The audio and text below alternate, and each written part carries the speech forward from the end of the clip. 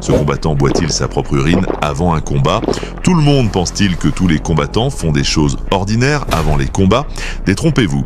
Voici le top 5 des rituels les plus fous des combattants de MMA avant leur performance. Tony Ferguson, avant les combats, il teste ses membres sur du béton et de l'acier.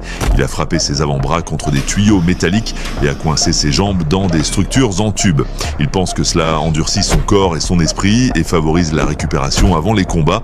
Jiří Procházka, un combattant tchèque, assez avant les combats, il part dans la forêt et s'isole du monde pendant 3 jours. Il croit communiquer avec les esprits et les ancêtres. Sa philosophie est aussi folle que sa coupe de cheveux. Jan Blachowicz, c'est peut-être le rituel le plus sombre de l'histoire de l'UFC.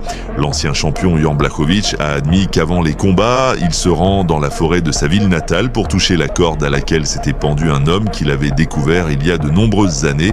Il la considère comme un puissant porte-bonheur et selon lui, ce rituel a un taux de réussite de 90%. Le Polonais n'a pas osé emporter la corde avec lui, mais croit que le simple fait de la toucher lui donne de la force.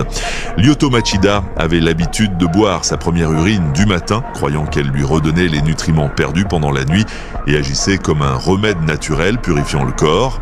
Il l'a même comparé à un vaccin qui aide à combattre les maladies en utilisant ce qui provient du corps lui-même. Alex Pereira, le champion actuel, est originaire de la tribu brésilienne Pataxó et il utilise activement cet héritage.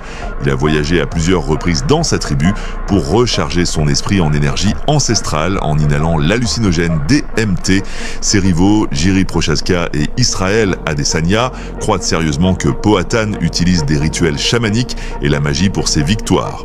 Procházka a même défié Pereira à un combat à la loyale sans l'aide des esprits, mais le Brésilien a simplement répondu que chacun a son propre esprit et que si son adversaire n'a pas trouvé le sien, ce n'est pas son problème. Il se présente au pesées ou aux conférences de presse avec les peintures de guerre de son peuple et son entrée en scène avec un arc imaginaire signifie que son adversaire est la proie. Il est le chasseur et son but est de chasser. Ses frappes ne sont pas physiques mais spirituelles. Ses frappes sont appelées le toucher de la mort. Il y a plus de magie en elles que de technique. Que pensez-vous de ces rituels? Lequel vous a semblé le plus fou?